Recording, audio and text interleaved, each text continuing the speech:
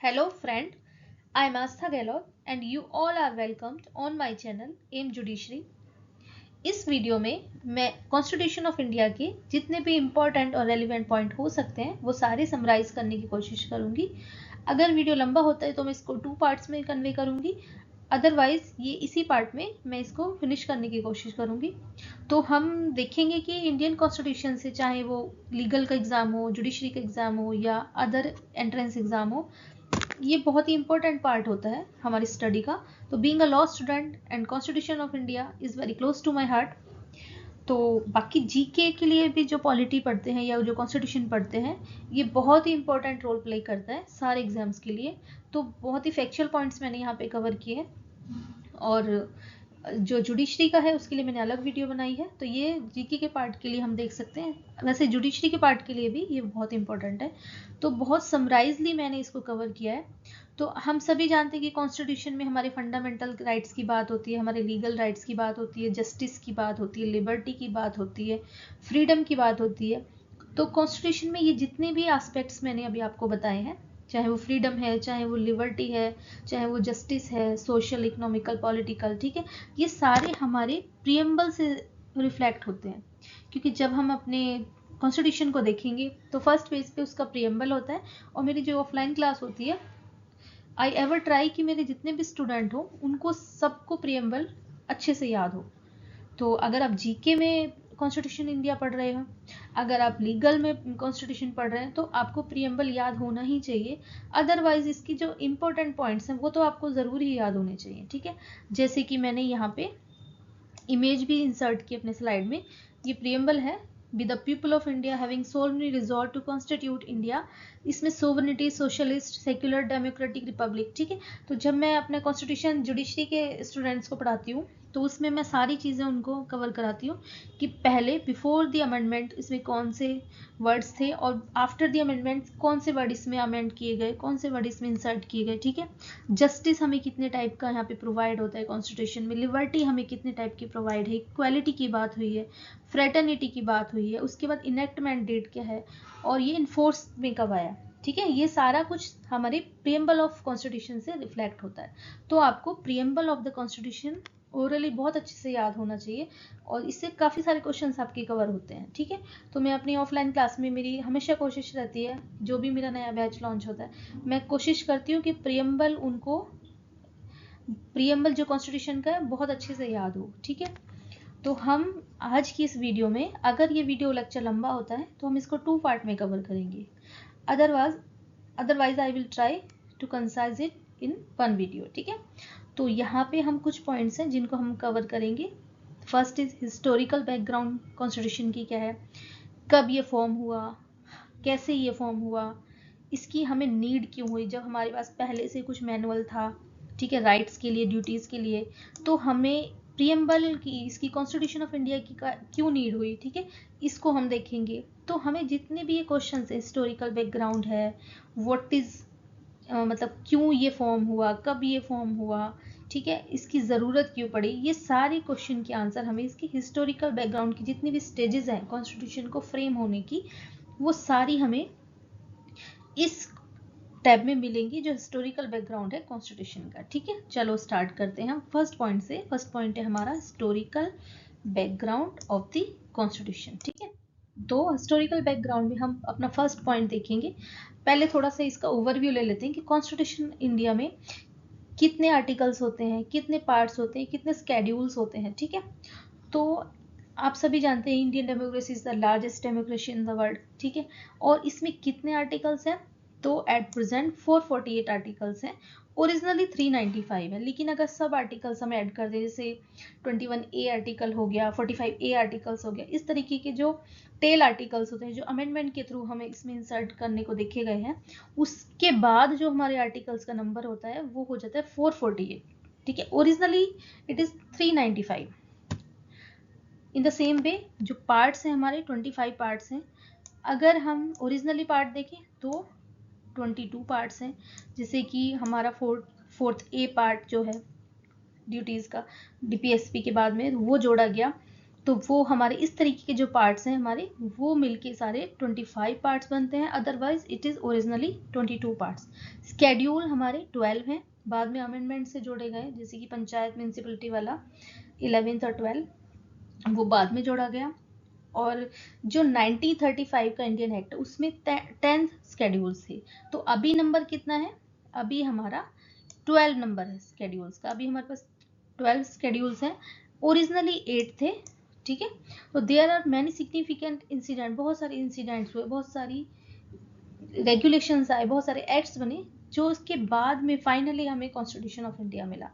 तो first stage है the government of Indian act 1919। ठीक है, तो ये एक्ट अनाउंस करता है 10 years from 1919 royal commission was setup, एक कमीशन सेटअप हुआ। ठीक है, और इस कमीशन में ये जो 1919 का एक्ट था, रिफॉर्म्स था, ये मॉन्टेग्यू चेम्सफोर्ड रिफॉर्म के नाम से भी इसको जानते हैं। ठीक है, 1928 में इसको अपॉइंट किया गया और 1929 में एज पर द 1919 एक्ट कुछ रिपोर्ट भेजी थी। तो साइमन कमीशन जो बना था, साइमन कमीशन आप मॉडर्न हिस्ट्री में भी पढ़ते हो। ठीक है, और ये historical background of the Indian constitution में भी आप पढ़ोगे। तो साइमन कमीशन का बनने का रीजन क्या था? ठीक है, तो जो 1919 का एक्ट था, मॉन्टेग्यू चेम्सफोर्ड रिफॉर्म जिसको हम जानते हैं इस नाम से भी, उसको ओवरव्यू करने के लिए आया था कि इसकी वर्किंग सही तरीके से इसका एग्जीक्यूशन हुआ इंडिया में या नहीं हुआ, इसको देखने के लिए, इसको इन्वेस्टिगेट करने के लिए एक कमीशन बनाया गया जिसको हम साइमन कमीशन कहते हैं। और साइमन कमीशन को this was also known as the Indian statutory commission. ठीक है, इंडियन स्टैच्यूटरी कमीशन भी इसको कहते हैं। और ये जो कमीशन है, ये 7 मेंबर्स इसमें थे और ये सारे ब्रिटिश पार्लियामेंट से मेंबर। ठीक है, और ये चेयरमैनशिप किसकी थी? तो under the chairmanship of the sir John Simon, इन्हीं के नाम से कमीशन बना था।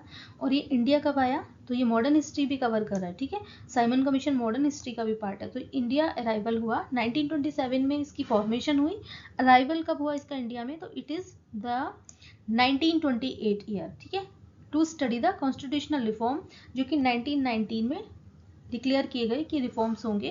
इसको मॉन्टेग्यू, जैसे मैंने आपको बताया, मैं अपनी मॉडर्न हिस्ट्री क्लास में भी बच्चों को कराती हूँ, मॉन्टेग्यू चेम्सफोर्ड रिफॉर्म्स के नाम से भी जानते हैं। ठीक है, तो इसका बेसिक पर्पस क्या था कि रिपोर्ट उनको ओवरव्यू करना था सारी चीज़ों को, रिफॉर्म सही तरीके से हुए भी है या नहीं हुए, फिर उसकी रिपोर्ट को उन्होंने गवर्नमेंट को हैंड ओवर करना था। ठीक है, तो जब ये साइमन कमीशन अपॉइंट हुआ, ठीक है, तो इंडियंस का क्या रिस्पॉन्स था इस कमीशन को लेके?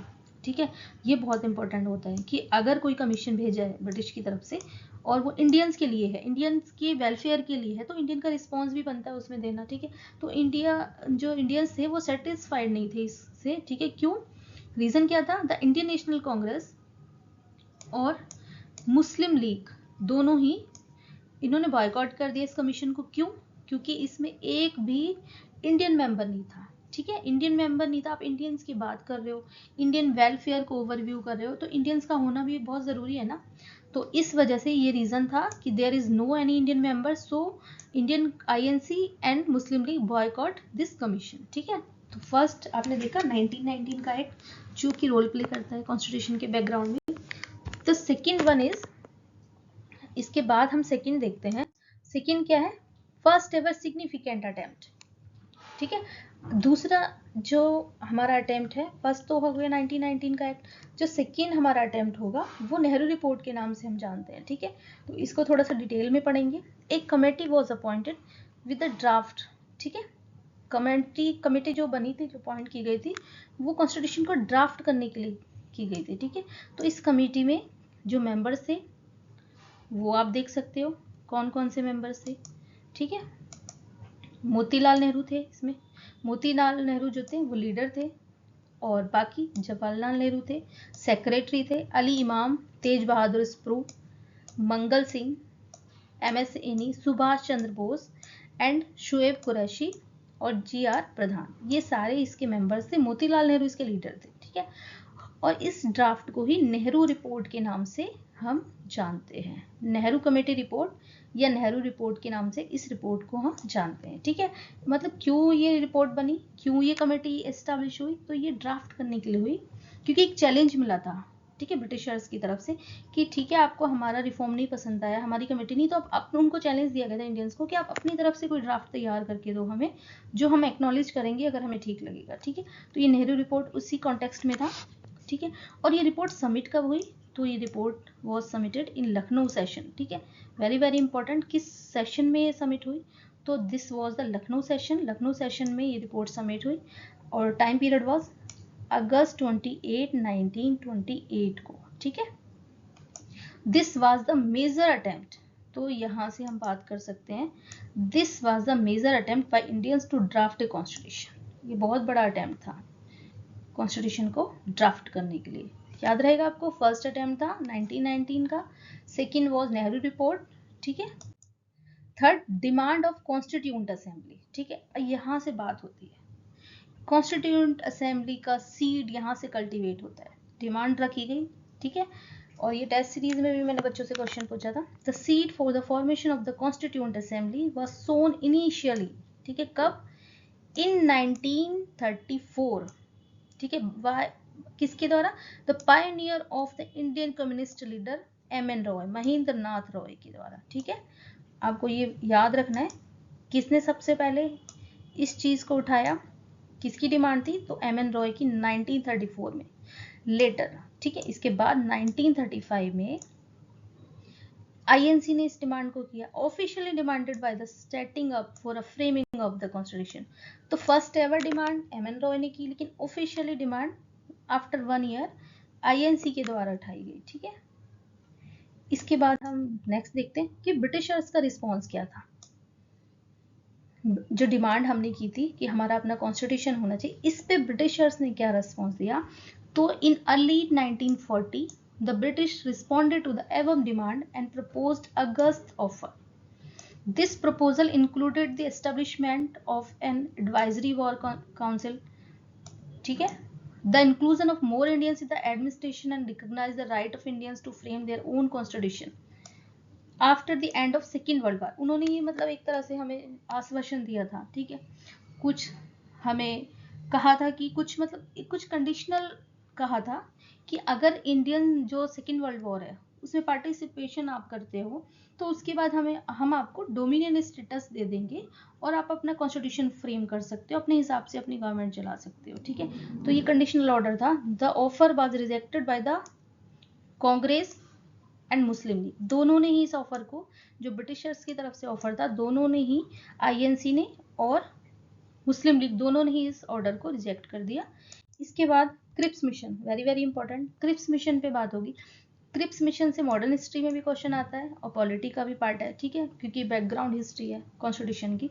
तो क्रिप्स मिशन के बारे में सबसे पहले आपको इसके मेंबर्स का पता होना चाहिए, उसके बाद आपको इसका डेट पता होनी चाहिए, कब बना, क्यों बना। तो Cripps mission headed by the sir Stafford Cripps, जो कि मार्च 1942 में इंडिया आया। It was entrusted with a draft proposal on the framing of an independent constitution after the end of world war second. ठीक है, तो world war 1939 से 45 तक चला था, सेकेंड वाला, फर्स्ट वाला 14 से 18 तक चला था। तो उन्होंने हमें कहा था कि भाई जैसे ही वर्ल्ड वॉर खत्म होता है उसके बाद आप इंडिपेंडेंट कॉन्स्टिट्यूशन अपना रख सकते हैं, ये प्रपोजल था क्रिप्स मिशन में। ये भी फेल हो गया। ठीक है, क्योंकि ये सारा कुछ झूठ था, ये भी फेल हो गया। Next is cabinet mission. In 1946 cabinet mission came to India with the aim to discuss the transfer of power. यहाँ पे बात हुई कि ब्रिटिशर्स अपनी पावर कन्वे करेंगे इंडियंस को, पावर तो इंडियंस की थी वो, ठीक है, वो उसको इंडियन को डिलीवर कर देंगे और इंडियन लीडरशिप उसमें रहेगा with the aim of preserving India's unity and integrity.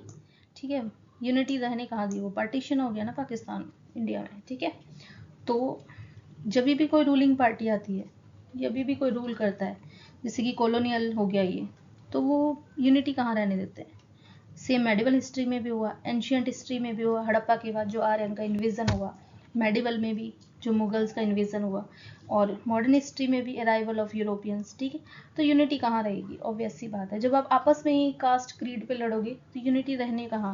ठीक है, it had discussion with the representative of British India and Indian state to set up a constituent body. ठीक है, कॉन्स्टिट्यूंट बॉडी सेटअप हुई and also put forth a scheme for the formation of the constituent assembly, very very important, ठीक है। Cabinet mission ने ये propose किया था कि एक कॉन्स्टिट्यूंट असेंबली फेम हो सकती है based on the recommendation of the constituent assembly was formed on December 1946। तो कॉन्स्टिट्यूंट असेंबली दिसंबर 1946 में फ्रेम हुई थी, ठीक है। इसके बाद हम क्वेश्चन डिस्कस करेंगे कब ये फॉर्म हुआ, टाइम पीरियड इसका फॉर्मेशन का क्या था। तो constitution of India was adopted on, जो कि हमारे प्रियम्बल में भी हमें दिखाई देता है, on 26 of November in year of 1949। Adoption क्या है 26 नवंबर 1949। और ये इफेक्ट में कब आया, नेक्स्ट ईयर अप्रोक्स 2 मंथ के बाद 26 जनवरी 1950 में ये इनफोर्स में आया। और तब से 26 जनवरी को हम सेलिब्रेट करते हैं रिपब्लिक डे ऑफ इंडिया, ठीक है। It was adopted by the constituent assembly. इसमें कॉन्स्टिट्यूंट असेंबली के जो मेंबर्स थे, ठीक है, वो कौन थे, चेयरमैनशिप वो मैंने आपको क्वेश्चन टेस्ट में भी दिया था, वो आपने बताना है। Doctor BR Ambedkar, the chairman of drafting committee, ठीक है, ये तो ड्राफ्टिंग कमेटी के चेयरमैन थे। कॉन्स्टिट्यूंट असेंबली के चेयरमैन कौन थे, ये क्वेश्चन मैंने टेस्ट में भी आपको दिया था, तो ये आपने आंसर करना है कमेंट में। The chairman of the drafting committee is widely considered to be the architect of the Indian constitution. ये क्वेश्चन भी रिपीटेड है, आया हुआ है after the adoption of the constitution, ठीक है।